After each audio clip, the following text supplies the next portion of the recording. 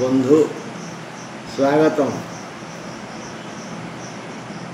धर्म अर्थ काम मोक्ष।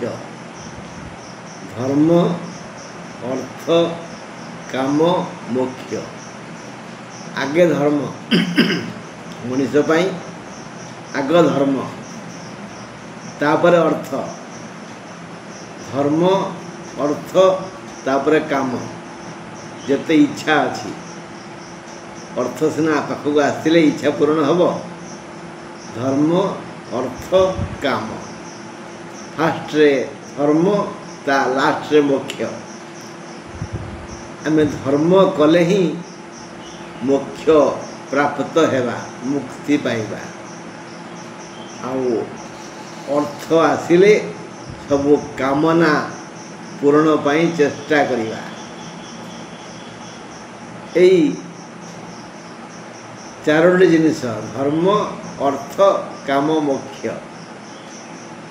किभली आमर करगत हब से विषय रे प्रकृत ज्ञानी जी से निरंतर निज जीवन शैली को कार्य धारा को और चरित्र को विश्लेषण करती। मोर कौटी भूल रही जाऊनी तो मो केबे किछि निंदनीय कार्य करूनी तो मो पाई केही दुख पाउनी तो। हाँ बंधु से भली भल लोक हेले आपण माने समस्ते मोर श्रोता बंधु आपण मानकर समस्तଙ୍କର मंगल हो यही कामना करी मो कुलमणि पंडा आपण मानक उद्देश्य रे आज मु धनु राशि उपरे आलोचना करी। मे 14 रु जून 14 जाए गोटे मासर फल केते मधुर हब केते तिक्त हब जीवन पथ केते बंधुर हब केते बंधुंकर आमे प्रिय हवा ये सब विषय आलोचना करिबा। ए जुगरे अर्थ ही सब किछि। अर्थर मादकता व्यक्ति को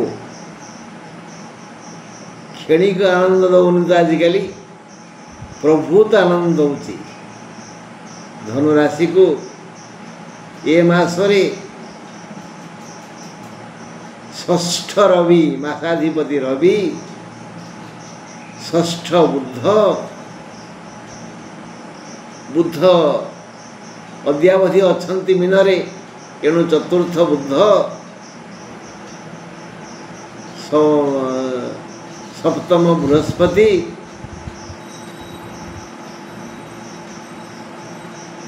षष्ठ रवि चतुर्थ बुध षष्ठ बुध सप्तम बृहस्पति चतुर्थ शुक्र दशम एकादश केतु। दशम एकादश माने केतु एवं अछंती कन्या रे से 29 तारीख रे आसीबे सिंह को। तो दशम एकादश केतु चतुर्थ शुक्र शुक्र अछंती मीनरे से मासरा रहिबे सेठी। तेणु से यही ग्रह माने रवि बुध शुक्र केतु पांचटी ग्रह विभिन्न अवस्था प्रबल अर्थ देवे। से अर्थ को जदि आप संचय न करी विलास व्यसन रे खर्च करिवे ताहले मनस्कामना पूर्ण होवनी। कारण बात्या परे परे आमर अर्थर आवश्यक अच्छी। घर सजाड़िबा जमी सजाड़िबा संसार सजाड़िबा परिवेश को सुस्थ और सुंदर करिबा। एणु जो अर्थ गुड़िक यही रवि बुध शुक्र और केतु देवे अन्य जो ग्रह रहीगले से माने रोग व्याधि देवे समस्या देवे टाळ टोळ नीति रे से हैरान करिवे। एणु अर्थ को संचय करिबा ଯଥା ସମୟରେ ସତ୍ପାତ୍ରରେ ଦାନ କରିବା ଫଳରେ ଆମମାନଙ୍କର ନିଶ୍ଚୟ ମଙ୍ଗଳ ହେବ। ଆସନ୍ତୁ ପୁଙ୍ଖାନୁପୁଙ୍ଖ ଆଲୋଚନା କରିବା। ଷଷ୍ଠ ରବି, ଚତୁର୍ଥ ବୁଦ୍ଧ, ଷଷ୍ଠ ବୁଦ୍ଧ, ସପ୍ତମ ଗୁରୁ, ଚତୁର୍ଥ ଶୁକ୍ର, ଦଶମ ଏକାଦଶ କେତୁଙ୍କ ଯୋଗୁଁ ନାନାବିଧ ଉପାୟରେ ଧନ କରଗତ ହେବ।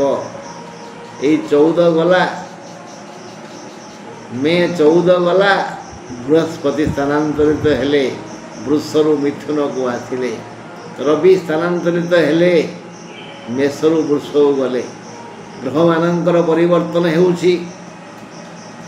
ବ୍ୟବସାୟ, ବାଣିଜ୍ୟ, ଚାଷ, ଚାକିରି, ସେବା ଆଦି କ୍ଷେତ୍ରରେ ପ୍ରଭୂତ ଉନ୍ନତି ହେବ।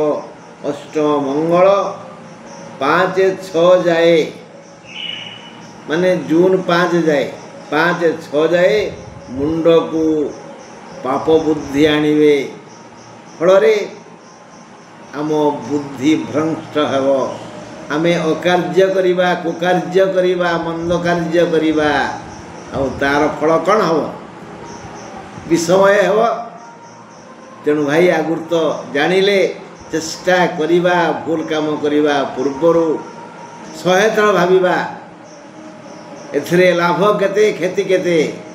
ଭଲ କାମ କରିବା ପାଇଁ ଭାବିବାର ଆବଶ୍ୟକ ନାହିଁ। ଏଇଟା ମଙ୍ଗଳ କହିଦେଲେ। ତେଣୁ ମାସ ସାରା ସେ 5-6 ଯାଏ ମୁଣ୍ଡକୁ ପାପ ବୁଦ୍ଧି ଆସିବ। 6-6ରୁ ମାସ ସାରା ମଙ୍ଗଳ ଓ ଚତୁର୍ଥ ଶନିଙ୍କ ପାଇଁ ରୋଗ ଜୀବନ ସାଥୀ ହୋଇଯିବ। ଶନି ଆଉ ମଙ୍ଗଳ ତାପରେ ରୋଗ ସୃଷ୍ଟି କରିବେ। ବିଭିନ୍ନ ଅଙ୍ଗରେ ବିଭିନ୍ନ ରୋଗ ସୃଷ୍ଟି ହେଲେ ଯେଉଁ ମଜା ଲାଗେ, ଯିଏ ରୋଗୀ ସିଏ କହିପାରିବ। 28-5 ଯାଏ ରାହୁ ସବୁ ଦିଗରୁ ହାନି କରିବେ। ଏ ଯୋଜନା ସେ କରୁଛନ୍ତି। ହାନି କରିବା ମାନେ ତ ବଡ଼ କ୍ଷତି କଲେ ସବୁ ହାନି ହେଇଯିବ। ଧନ ହାନି, ମାନ ହାନି, ସ୍ୱାସ୍ଥ୍ୟ ହାନି, ବନ୍ଧୁ ହାନି ଇତ୍ୟାଦି ଇତ୍ୟାଦି ସବୁ ହାନି କରିବେ। କିଏ? ରାହୁ। ରାହୁ ହଁ ତମ ଗ୍ରହ, ଉପଗ୍ରହ, ସେ କ୍ଷତି କରିବେ। ଯୋଜନା କରୁଛନ୍ତି ସ୍ୱାସ୍ଥ୍ୟ ହାନି ଘଟିବାରେ, ଏଣୁ ଜଗି ରଖି ଚଳିଲେ ଭଲ। 28-5 ଯାଏ କର୍ମ କ୍ଷେତ୍ରରେ ବିଭ୍ରାଟ ହେବ। 28-5 ଯାଏ, ଏଇ ମେ ମାସ 28 ଯାଏ। 29-5 ପରେ ଯାହା କିଛି ଭଲ ହେବ। 28-5 ଯାଏ ମାଲି ମକଦ୍ଦମା ହୋଇପାରେ। କେତୁ, ଶୁକ୍ର, ଗୁରୁ, ବୁଦ୍ଧ ଓ ରବି ଧନ ଦେବା ପାଇଁ ମାନସିକ ପ୍ରସ୍ତୁତ ହୋଇଛନ୍ତି। ମଝିରେ କହିଦେଲେ ନା ରୋଗ ହେବ, ମାଲି ମକଦ୍ଦମା ହେବ।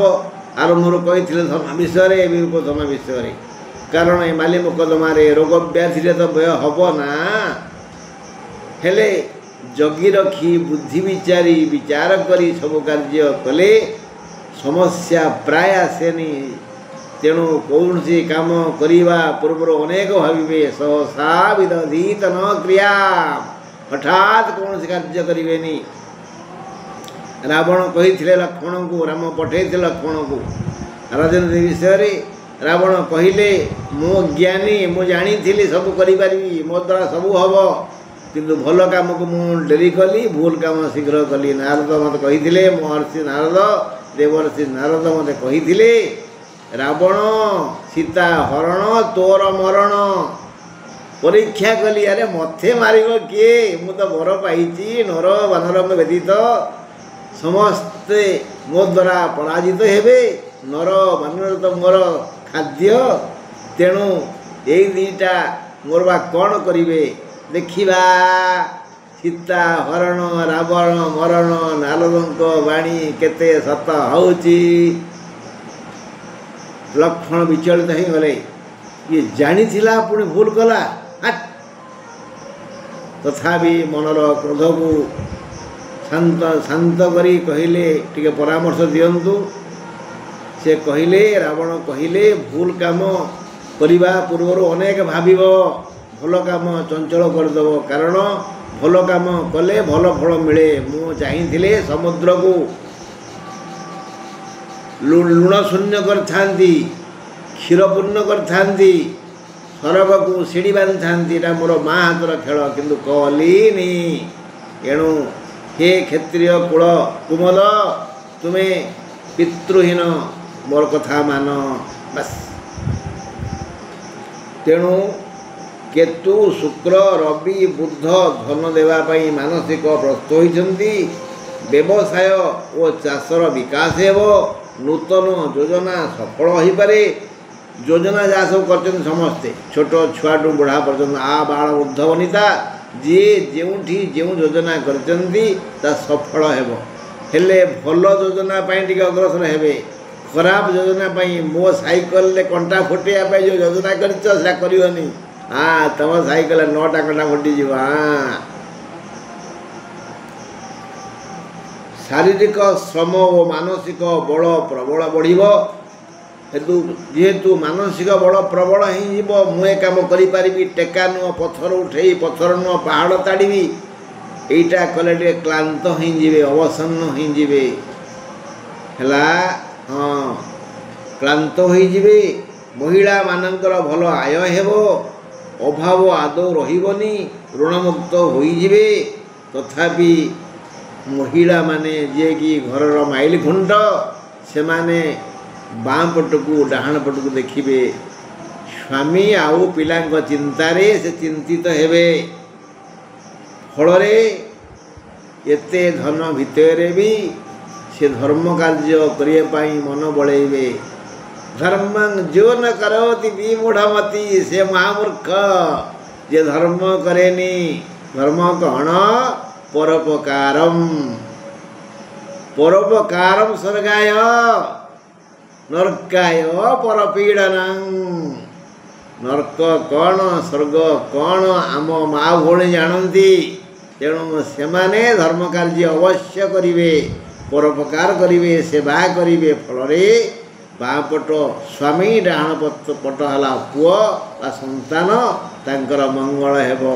ଛାତ୍ରଛାତ୍ରୀମାନେ କଠିନ ପରିଶ୍ରମ କରିବେ ଓ ସେମାନଙ୍କୁ ସେମାନଙ୍କର ମନସ୍କାମନା ପୂରଣ ପାଇଁ 9ଟା ଗ୍ରହ କଲ୍ୟାଣ କରିବେ।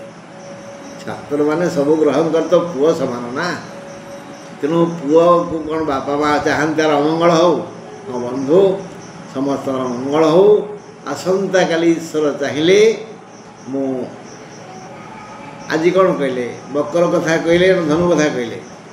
ଆଜି ଆମେ ଆଲୋଚନା କଲେ ଧନୁ ରାଶି ଉପରେ, କାଲି ଆଲୋଚନା କରିବା ମକର ରାଶି ଉପରେ। ରହିଲି ବନ୍ଧୁ, ନମସ୍କାର।